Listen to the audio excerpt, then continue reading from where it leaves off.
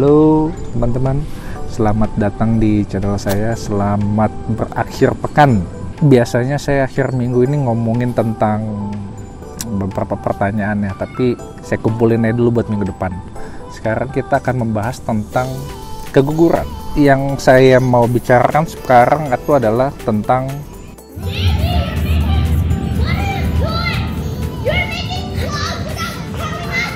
halo. Hello. Hello. What? Here. Tell your name. What is your name? Celine. And then, what are you going to do? Riding bicycle. Bicycle. Okay, go. Be careful. Aduh, ganggu anak-anak ya. Oke, teman-teman. Jadi sekarang kita akan membahas tentang keguguran. Ya, sebenarnya kalau kita membahas keguguran itu banyak ya. Cuma sekarang saya akan fokus di penyebabnya dulu. Jadi kehamilan yang terhenti sebelum 20 minggu itu kita sebut dengan keguguran. Jadi saya akan taruh gambar di sini teman-teman ya. Ini adalah penyebab keguguran ya di sini. Jadi sebenarnya ada beberapa yang dari faktor embrionya itu sendiri, ada yang dari faktor maternal gitu kan. Ada juga yang dari faktor yang lain ataupun paternal gitu, bapak gitu ya. Jadi kalau teman-teman lihat di sini itu faktornya itu adalah yang nomor satu ada embryonic abnormality, yang kedua ada faktor ibu maternal ya.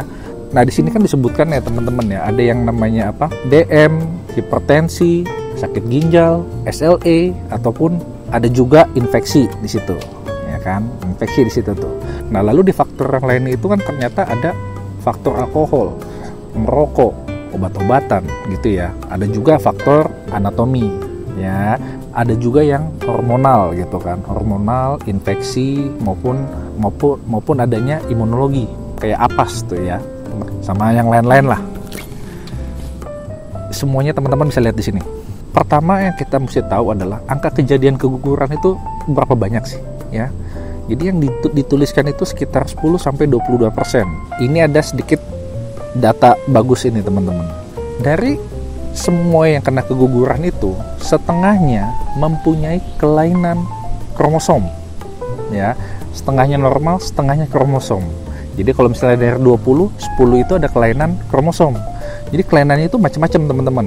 Ini dulu dua nih teman-teman, antara yang normal sama yang nggak normal. Jadi kalau teman-teman sebenarnya lihat tabel yang tadi gitu kan ya, yang nomor satu itu permasalahan fetal gitu, yang permasalahan kromosomal itu setengah udah di sana. Jadi banyak teman-teman tuh kan bertanya sebelumnya, dok keguguran yang kemarin itu rata-rata seperti apa sih gitu kan ya. Karena kita nggak ngecek begini, nggak ngecek ke arah kromosom gitu ya, makanya kita tidak bisa pasti apakah ada kelainan ini atau tidak. Mau dibilang enggak mungkin juga, kebanyakan proporsinya ternyata ada di sana gitu. Tapi kita mau bilang yang lain-lain juga kan nggak mungkin kalau nggak ada bukti. Nah sekarang permasalahan kromosom ini teman-teman itu dibagi menjadi dua. Kelainan yang dari ibu, di sini proporsinya dari wanita itu sekitar 95% kelainannya. Sedangkan yang dari cowok hanya 5%. Jadi lebih banyak permasalahan di sel telur. Nah biasanya teman-teman, kalau yang ada hubungan dengan kromosom, ini terjadi kejadian kegugurannya itu ya, menurut penelitian itu sekitar waktunya 8 minggu, 7-8 minggu di situ. Nah sedangkan kalau misalkan yang normal itu biasanya kejadiannya itu sekitar 12 minggu. Nah di sini nih teman-teman kan bisa tahu ya, yang setengah itu adalah yang abnormal, yang setengah itu yang normal kromosomnya. Nah sedangkan yang normal kromosomnya itu gitu kan ya teman-teman ya, itulah gabungan dari sisa penyebab yang tadi itu semuanya teman-teman, rame-rame. Mulai dari faktor ibunya, infeksi, penyakit, macam-macam. Yang kromosomnya normal ini biasanya terjadinya keguguran itu sekitar minggu ke-12 ke-13. Puncaknya bisa juga terjadi pada 7, 8, 9 gitu bisa teman-teman. Tapi puncak kejadian dari seluruhnya itu ada di umur kehamilan sekitar 12 dan 13 minggu. Itu teman-teman ya, itu puncaknya. Seperti yang tadi saya bilang teman-teman, banyak yang nanya, dok saya dulu kegugurannya karena apa gitu kan ya. Nah dari sini teman-teman. Nah kita kan nggak tahu ya teman-teman, penyebab sebelumnya itu aborsi itu karena apa. Memang kalau misalnya kita cek torch kayak infeksi misalnya kan ada toksoplasma apa, kita cek ternyata positif, oh itu mungkin karena dari sana. Tapi kalau ternyata itu dicek juga negatif, bagaimana? Masa kita lanjutin ke pengecekan kromosom, mahal loh teman-teman ya, berapa juta. Mending setiap tempat ada, nggak ada gitu kan ya. Dan nggak semua juga mau ngecek, udah keguguran kok mesti bayar mahal gitu kan. Nah dari waktu ini teman-teman yang 8 minggu atau 13 minggu, itulah kita yang bisa kurang lebih, oh kalau kayak begini awal-awal tuh biasanya karena ada kelainannya di kromosom bawaan gitu. Nah karena itulah teman-teman, saya tuh suka menjelaskan kalau memang teman-teman terjadi keguguran, ada bagusnya juga kalau memang ternyata kita belum dikasih, ya udah. Karena memang kalau memang kita kelainan kromosom tiba-tiba misalkan, oh jalan terus gitu kan. Memang rata-rata terjadi keguguran ya, tapi ada juga yang lanjut. Kalau kayak gitu biasanya juga akan terjadi kelainan neurologi gitu. Karena kita nggak tahu dan kita nggak cek, dan itu nggak rutin kita ngecek kromosom gitu teman-teman ya. Kalau memang sini nggak bisa, nggak kuat, ya sudah relakan saja gitu. Nanti kita konsepsi lagi. Biasanya itu yang kelainan kromosom ini juga tidak viabel teman-teman. Apalagi kita tahu angka kejadiannya di sekitar 7-8 minggu gitu kan ya. Ini kayaknya lebih mengarah ke sana nih, ke kromosom nih gitu kan. Nah kalau misalkan sekitar 13 minggu, 14 minggu gitu kan ya, wah ini mungkin ke faktor eksternal gitu. Nah karena faktor eksternal itulah yang bisa sedikit antisipasi kita. Ngerti ya teman-teman ya. Nah kan akan ada pertanyaan lagi nanti, dok gimana sih ini caranya untuk supaya saya nanti lahirnya tuh bagus, tidak terjadi keguguran. Betul kan teman-teman? Faktor eksternal ini bisa dimodifikasi. Saya akan sebutkan pelan-pelan ya. Saya mungkin akan bolak-balik, cuma teman-teman perhatikan. Memang faktor eksternal itu sudah pasti akan bisa dimodifikasi teman-teman ya. Tapi faktor pembentukan sel telur itu juga bisa dibantu untuk menjadi lebih baik. Nah sekarang pertanyaannya bagi yang pernah keguguran, dok gimana caranya supaya nanti bisa menghindari keguguran gitu kan, bisa lebih kuat. Jadi di faktor yang lain tadi, misalnya selain kelainan anatomi gitu kan ya, yang faktor eksternal ini kita bisa kurangin teman-teman, kita bisa antisipasi ya kan. Begitu juga dengan faktor pembentukan telur, kita bisa membantu pembentukan telur itu lebih sehat ya, dengan cara minum vitamin-vitamin dulu sebelumnya. Itu yang pertama, olahraga, mensnya menjadi teratur. Karena itu sifatnya alami gitu teman-teman ya, yang makanannya sehat, olahraga, lalu menjadi mens setiap bulan, itu pasti akan pembentukan gametogenesisnya yang wanita itu maternal itu pasti akan bagus. Seperti itu ya.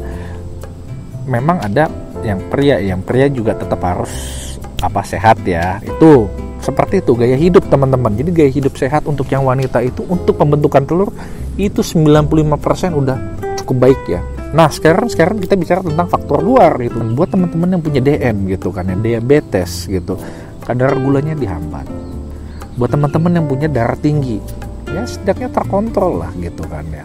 Mau punya lupus atau hamil kok bisa keguguran. Nah perbedaan yang ada hubungannya dengan autoimun gitu ya teman-teman, itu biasanya kegugurannya berulang.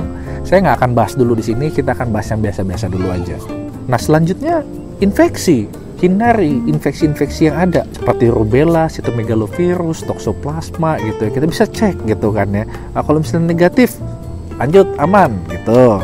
Gaya hidup, alkohol kurangi, merokok meskipun Anda tidak merokok, tapi kalau suami Anda merokok di sebelah Anda, itu pembentukannya juga nggak bagus loh. Memang kalau misalkan pasif itu lebih berbahaya langsung ke paru-paru ibunya ya. Tetapi dalam pembentukan sel telur itu sebelum-sebelumnya itu berpengaruh teman-teman. Yang tidak bisa kita ganggu gugat adalah misalkan sudah ada kelainan pada rahim. Tinggal kita lihat kelainan rahimnya seperti apa gitu. Nah kelainan rahim ini misalkan dulu teman-teman pernah kuret terus rahimnya jadi nempel gitu kan ya, ataupun terbuang. Nah itu mau nggak mau nanti kita mesti ada tindak lanjutnya lagi dengan yang untuk selanjutnya ya. Apakah mesti diapain itu tinggal tergantung dokternya ya. Begitu juga dengan hormonal teman-teman. Jadi kalau teman-teman dulu pernah punya PCOS gitu kan ya, sel telur itu kadang-kadang kan kecil-kecil semua tapi nggak ada yang matang, jadi itu pun jadi haidnya jadi nggak teratur gitu kan ya. Gilirannya terjadi kehamilan juga kan kadang-kadang nggak bagus gitu kan ya. Itu biasanya sulit ya teman-teman ya. Apalagi termasuk di sini juga teman-teman kalau punya penyakit tiroid ya, hipotiroid ataupun gangguan-gangguan hormonal yang menyebabkan nanti korpus luteumnya itu, telurnya itu tuh ada defek gitu, nggak bagus tiap produksi progesteron, karena itu yang menunjang itu nggak bagus, itu hormonal tuh teman-teman. Kok nggak disebutin darah ya di situ ya? Jadi teman-teman jangan lupa ada lagi yang darah teman-teman. Jadi kalau misalnya kelainan darah, kelainan resus gitu ya teman-teman ya, kalau misalnya teman-teman itu bisa terjadi, makanya terkadang kita ngecek ini resusnya apa gitu, itu juga bisa resus ya teman-teman ya. Oke, selesai. Nah, kalau cuma masalah penyebab saya bisa sebutin ini. Oh ini semua. Tapi Anda termasuk yang mana? Itu sebenarnya mesti dilakukan pengecekan lagi, pemeriksaan tambahan. Cuma sayangnya kan seperti saya bilang ya teman-teman ya, tidak dilakukan. Kalau teman-teman nanya, "Dok, sebenarnya saya ini penyebabnya apa sih?" gitu kan ya. Kita hanya bisa mengira-ngira. Kecuali pada saat tes yang rutin, contohnya misalkan seperti kita tes torch gitu ya teman-teman ya, infeksi itu, oh ini ada yang positif ya itu, tapi kan itu kan posisinya lebih kecil teman-teman, proporsinya lebih kecil dibanding kelainan oleh kromosom. Nah, jadi kita bisa bilang itu adalah kemungkinan kromosom di waktunya sekitar 8 minggu gitu. Yang bisa dihindari juga sebenarnya adalah trauma gitu kan, hati-hati dengan trauma, benturan, itu jatuh bisa itu teman-teman. Terakhir, stres, severe emotional shock, itu penting teman-teman. Jadi kalau banyak pikiran, stres teman-teman ya, nggak sadar, banyak yang stres berat bisa terjadi keguguran. Lalu ada lagi teman-teman ya, banyak yang bertanya, ini banyak pertanyaan sama saya nih, "Dok, saya didiagnosa oleh petugas kesehatan itu ancaman keguguran dok," gitu kan ya. Kenapa? Memang gejalanya sebenarnya ada dua teman-teman. Yang pertama itu adalah terjadinya flek-flek atau pendarahan. Yang kedua adanya cairan-cairan perut, atau dua-duanya ada barengan ya. Nah, yang menjadi pertanyaan adalah, saya dikasih penguat rahim, saya perlu ultrasound lagi atau enggak nih teman-teman. Jadi penguat rahim itu bagus teman-teman, tapi ultrasound itu juga penting. Jadi kita mesti tahu dulu bayi itu sebenarnya hidup atau sudah tidak ada gitu. Karena kalau memang sudah tidak ada ya beda dong, kita nggak usah kasih penguat rahim, logikanya kan begitu. Karena kalau misalnya kita nggak tahu kalau ternyata mati atau tidak hidup, udah saatnya keluar, Anda kasih penguat rahim kan tertutup, ketinggalan, malah nggak keluar. Seperti itu teman-teman. Jadi sebenarnya ultrasound ini banyak yang nanya penting atau enggak. Secara saya pribadi, Anda harus melakukan ultrasound itu ya. Jangan ini flek-flek, ini ada keluar kayak begini, penguat rahim aja. Tapi juga harus dilakukan pengecekan ultrasound, apakah itu hidup atau enggak. Tidak bisa kita langsung tinggalin aja gitu aja. Jangan-jangan udah nih, udah nggak apa-apa nih, ya udah besoknya misalnya nggak berdarah, tahu-tahu ternyata mati. Berarti malah kadang-kadang nyangkut gitu di sana, karena ya istilahnya mestinya keluar diikat lagi gitu ya. Oke teman-teman, gimana? Semoga penjelasan saya kayaknya agak panjang ya, padahal hari Minggu kita maunya santai gitu ya. Semoga penjelasan saya ini bisa dimengerti teman-teman ya. Sukses formilnya. Akhir kata saya Dr. Repena, saya terima kasih.